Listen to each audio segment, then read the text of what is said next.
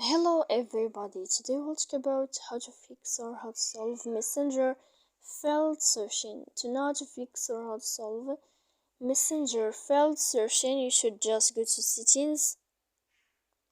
After that, in this page, we click apps, default apps, app settings. When you find this list, you will search about Messenger app.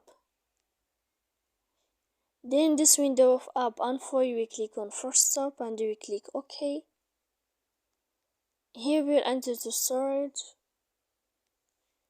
After that, we click clear cache, and in the end you can go to Play Store, you will search about Messenger, you can click update, and then if it's not working with you, you can turn off your Wi-Fi and you will turn on your Wi-Fi again. So please don't forget to support us by like and subscribe. See you next time in another video, and thank you for watching.